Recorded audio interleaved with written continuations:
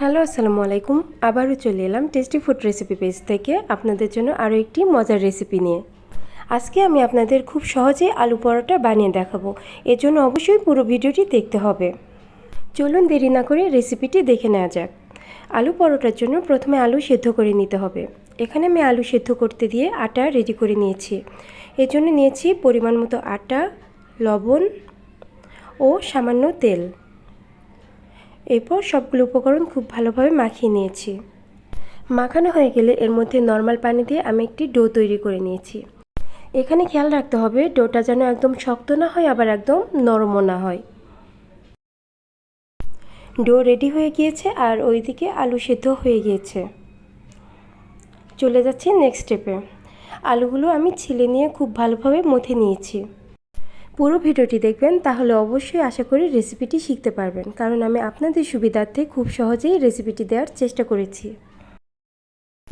এরপর প্যানে পরিমাণ মতো তেল দিয়ে পেঁয়াজ, কাঁচামরিচ কুচি দিয়ে হালকা ব্রাউন কালার করে ভেজে নিতে হবে।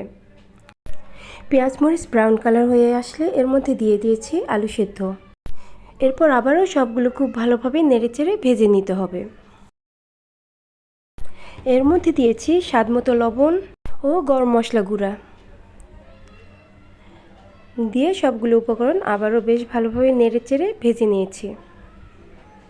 এখানে আপনারা চাইলে ধনেপাতা কুচি অ্যাড করতে পারেন। আমার বাসায় ছিল না, এর জন্য আমি দিইনি, কিন্তু এতে স্বাদের খুব একটা হেরফের হয় না।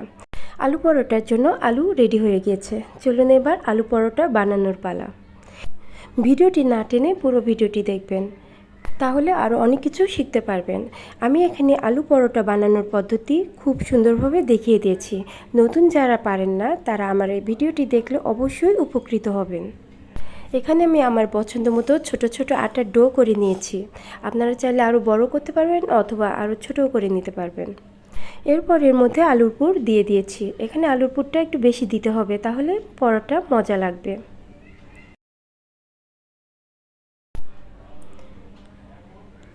এই জায়গাটা আপনারা একটু খুব মনোযোগ দিয়ে দেখবেন। এটি আমি কিভাবে পরোটার মুখটা আটকে নিয়েছি।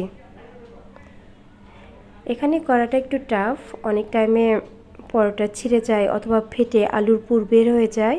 তো আপনাদেরকে এই কাজটা খুব সাবধানে করতে হবে। আর এটি বানানোর সময় রুটির ডোটা একটু মোটা রাখবেন, তাহলে এই সমস্যাটা তেমন হবে না। এভাবে সেম প্রসেসে আমি সবগুলো বানিয়ে নিয়েছি। এবার পরোটা বানানোর পালা। এখানেও কিছু ট্রিক্স আছে, আপনারা ভিডিওটি মনোযোগ দিয়ে দেখেন, আশা করি শিখতে পারবেন।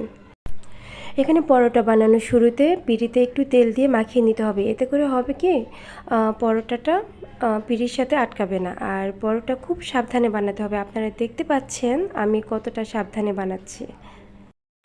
বানানো শেষ, এবার ভাজার পালা। প্যানে পরিমাণ মতো তেল দিয়ে মুচমুচে করে সুন্দর ব্রাউন কালার করে ভেজে নিয়েছি।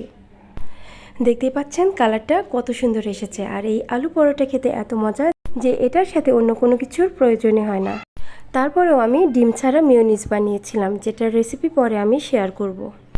তৈরি হয়ে গেল দারুণ মজার আলু পরোটা। এই আলু পরোটা বাসায় একবার বানিয়ে খেলে নাস্তার জন্য আর বাইরে যেতে হবে না।